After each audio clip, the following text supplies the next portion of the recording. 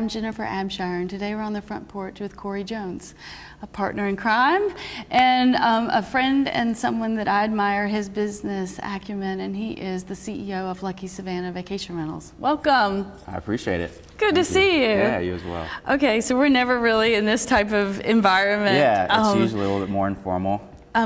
We have the pleasure of working together since the beginning with Lucky, and I think you've done an amazing job in making a very successful company. So congratulations. I appreciate it.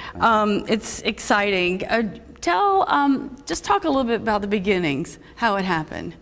Yeah, in the beginning it happened on accident, I guess. You know, I can probably throw a few different stories out about why we chose the brand name Lucky Savannah, but you know, and truthfully, we just kind of lucked into it, right? So we had our first home downtown that we decided we needed a little bit more space with a growing family, and we actually put it up for sale in 2008, and that was not the right time to put a house up for sale. And so we didn't want to give it away, so we decided to rent it, and didn't really know anything about vacation rentals, so we rented it long term, which is what a lot of people do, and did that for 2 years, and the last tenant disappeared with 4 or 5 months left on our lease. And by the time we figured that out and got in there, we realized that she had been operating it as a vacation rental without us knowing. Whoops. So yeah, left some furniture around, left some guest books, and apparently guests had a really good time. And so we had a decision. We could either move all of that extra furniture out and try to find another tenant, or we could say, hey, maybe she was up to something, you know, onto something. So we went that route, got a little bit more furniture, and opened it up for guests, and immediately it was a great decision.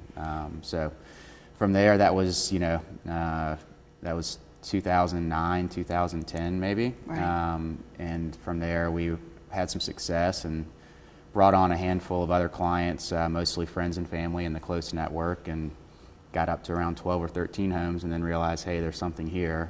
So then we put a name to the company, hired our first employee, and you know, now a little over 3 years later, we've got, you know, by the end of this month, I guess we'll have about 100 homes, all in the downtown area. So that's fantastic. Yeah. Just full disclosure, I think one of the greatest things that happened to me personally was the conversation that you and I had.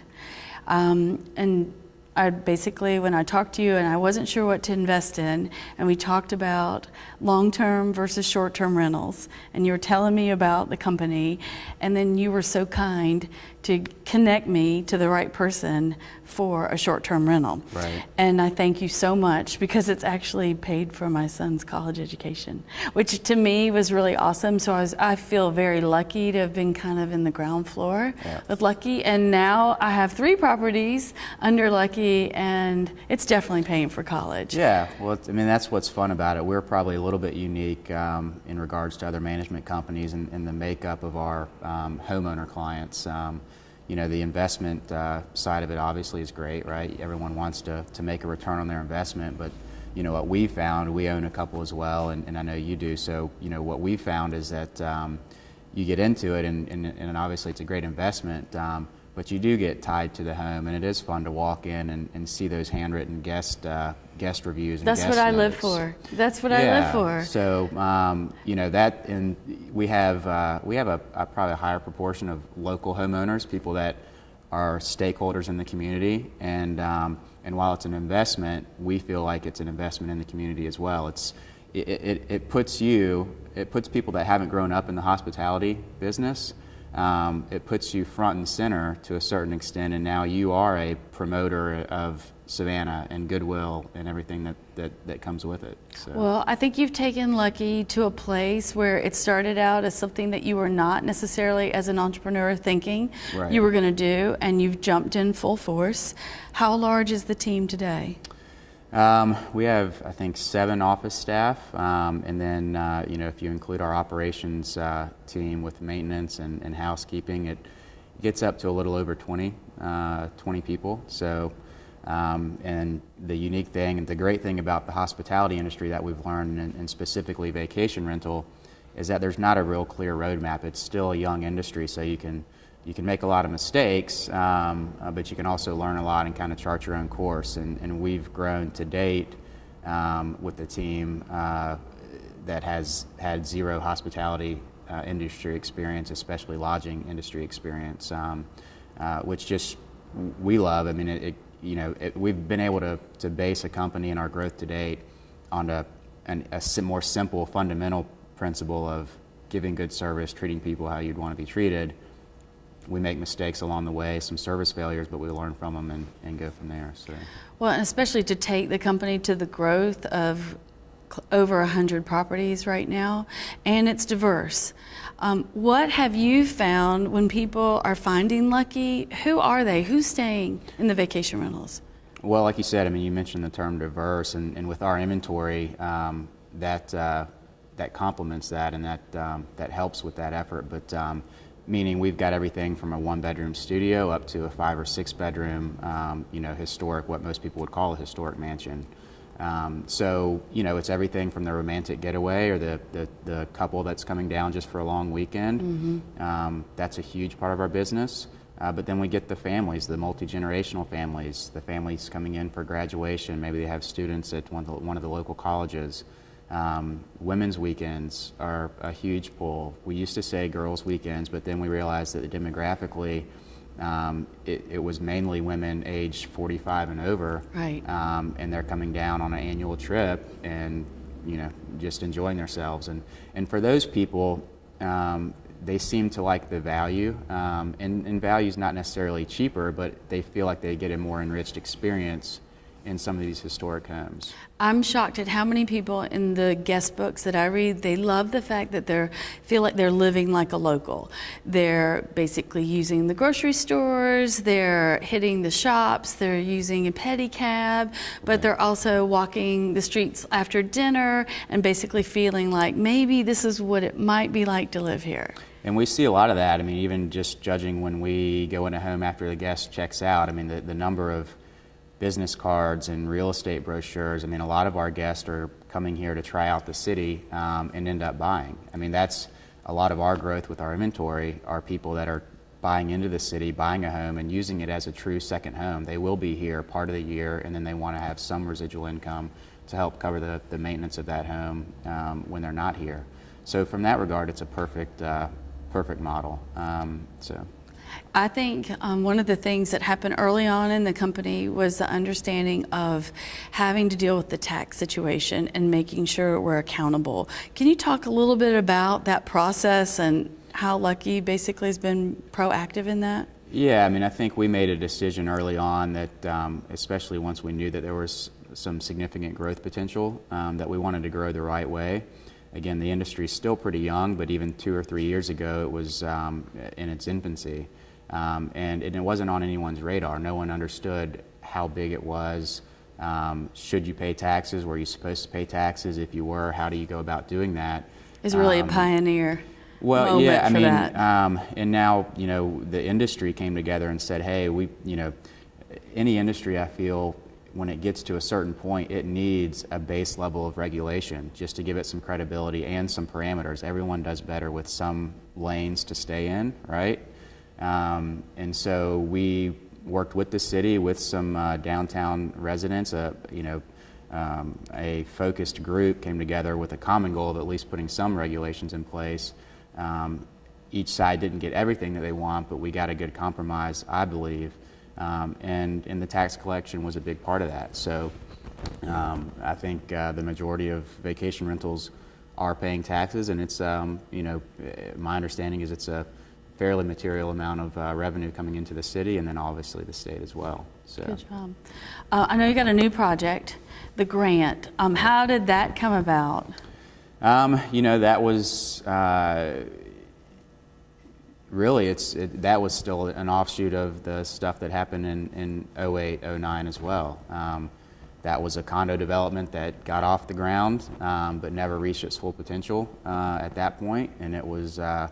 I believe it was a bank-owned asset, and once it became untangled, somebody came in and purchased it and put a lot of investment into it to make it into fully serviceable lodging residences, apartments essentially.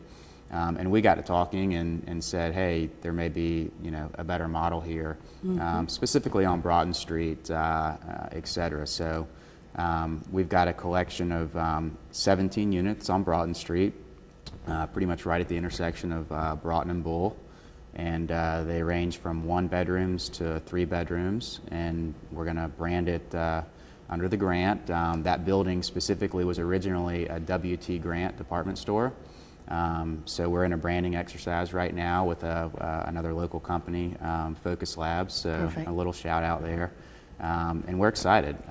We feel like this is, there will always be a place for what we do and what our bread and butter is, managing the individual homeowner's home. But this is an exciting opportunity to get a little bit of density with the concept and take it a little bit further to this middle spot of vacation rental over here, which is still to a certain extent a little bit of do-it-yourself on the guest experience, and hotel, which has a front person at the front desk or a concierge to be there whenever you need them.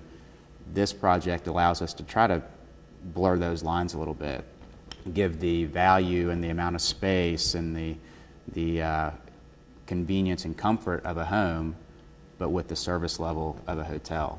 And so we're excited to see if we can pull that off. That's great. Just one last question. Sure. You work with a lot of young people. Right. You've had a fair amount of experience with millennials. What's it like to manage them? Yeah, I think on a technicality, I believe I just missed the millennial age group, I guess. But our entire staff, I believe, is for the most part in that millennial age group. I still work through that every day. It is a challenge, but that's what gets us up in the morning, is to come in and try to solve those challenges. We're doing some, again, with the local company that's helping us out, we're doing some, personality assessments just to build on that team environment, communication aspect, because the way that I interpret or absorb information is much different than the way they do. And that doesn't mean I need to find people just like me. It means that we need to figure out. We're all learning how best to way. adapt. Yeah, and so that project that we mentioned, that's probably going to be more geared towards that millennial segment as well. So, Corey, thank you. Congratulations. yeah, I appreciate it. Thank you. Again, this is Jennifer Abshire on the Front Porch with Corey Jones, CEO of Lucky Savannah Vacation Rentals. Thank you.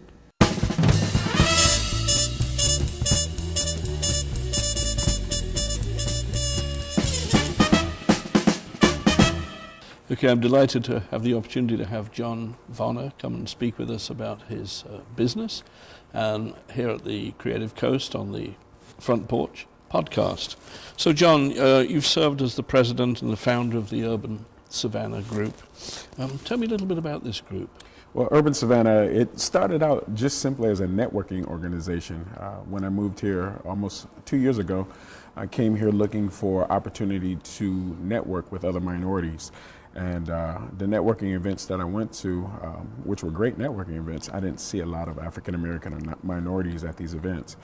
So we wanted to seek out other professionals who are in the minority field, who are minorities, and just bring them together to help synergize. And we started entrepreneurs and professionals. And professionals, yes. Okay. Yes, in our first event, we had over 100 minority entrepreneurs and professionals who showed up, mostly African American. That's great. Which was great. And every month, every third Monday, we hold a networking event at the Mediterranean Tavern in Pooler, and always get a great response. That's great. So, word of mouth. How did you manage to get all this information out and find the right people? And Right.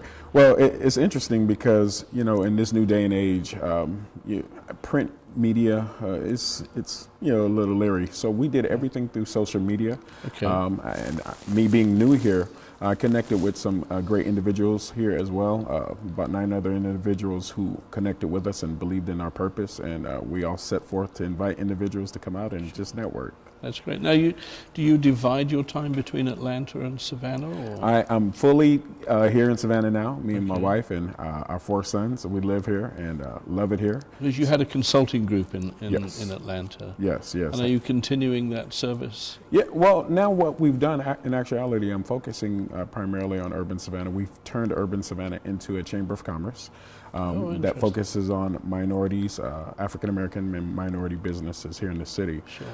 And that's where our focus is right now. So, yes, I am doing consulting, but it's on a whole different level. And then your background was in the telco industry, right? Tell me a little bit about that. Yes, started my first major gig was with MCI WorldCom. Oh, heavens, yes.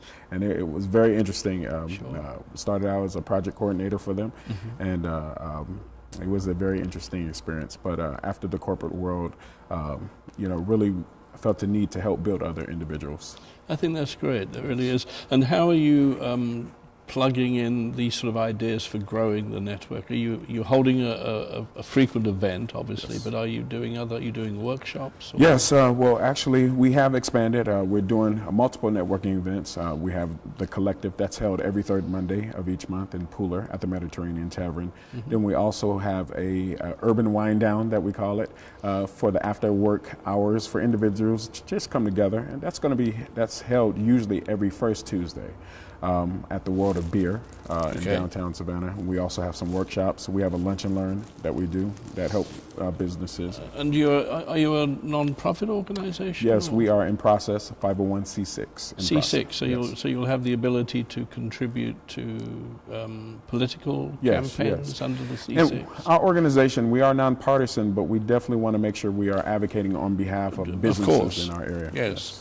So, do you prefer the entrepreneurial environment than the corporate world for yourself? Do you bearing in mind the risks and the comfort of a corporate job versus the risks and excitement of an entrepreneurial position? The reality, Murray, there is no confident job anymore in the corporate world. You almost have as great of a chance to succeed as an entrepreneur than you do in the corporate world.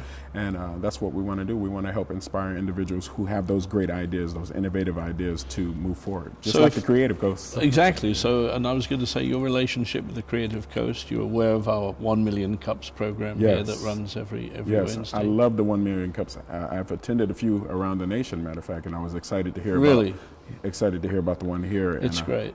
Definitely looking to partner with B and the Creative Coast to do some things. And it sort of has 2 sides. It forces the Creative Coast to sort of pry entrepreneurs out of the woodwork every Wednesday morning and come and talk. But it's a great networking event, and it really gives the entrepreneur the opportunity to get some support, as you say. Definitely. So tell me, what are your future plans with the group? Are you going to be, you say workshops? What sort of help? Starting next month, we're starting an Entrepreneurs Institute. It'll be a free workshop for our members, and then of course others can join in, but each month we want to be able to just support our entrepreneurs and professionals in certain areas that can help build their businesses, such as marketing, branding, and so forth, on writing effective business plans. So those are some of the things, and then we're looking to do some great partnerships with other organizations in the city. We don't want to recreate the wheel. We just want to help complement some of the other things that are going on also here in the city. Absolutely, and I think it plugs in well here at the Creative Coast with what the Creative Coast is doing.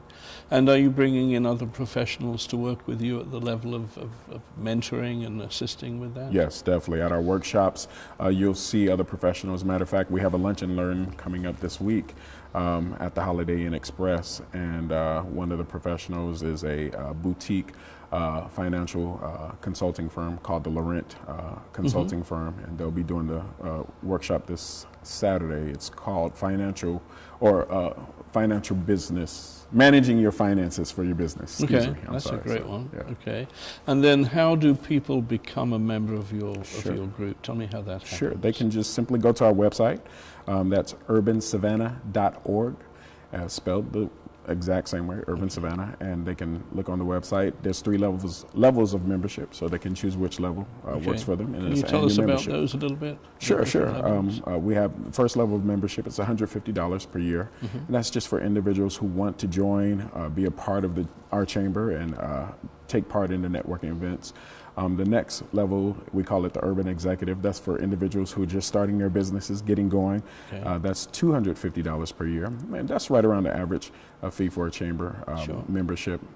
But those are for individuals who want to take their networking to the next level, help develop their businesses, as well as get some more exposure. And then our highest level of membership is $500 a year. That's for our urban ambassadors. And those are individuals who want to do more than just develop. These are businesses that have gotten to a certain place, but may want to help mentor.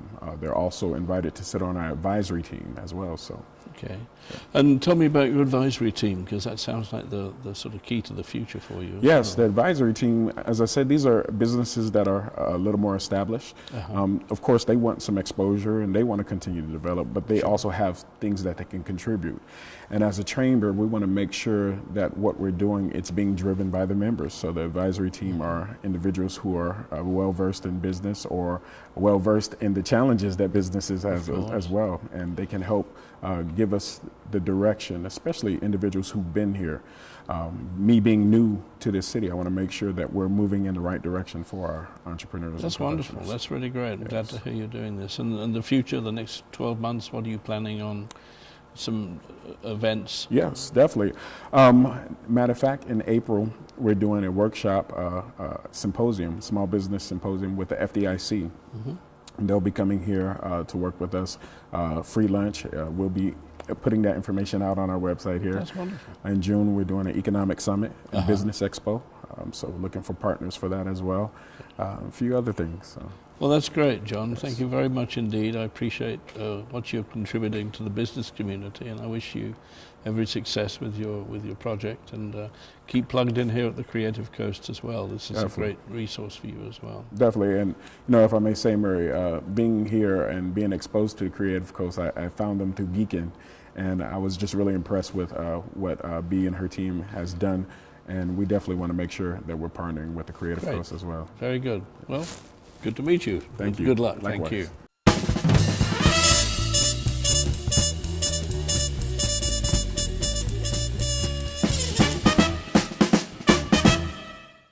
Hi, I'm Jennifer Abshire, and I'm sitting here on the front porch with Tip Snelson with Tip Shoes. Welcome. Thank you, Jennifer. It's nice to be here. It's glad to have other people from across the bridge. We love making our Creative Coast regional. Thanks it's for being wonderful. here. Thank you. Thank you. Tell us a little bit about your company.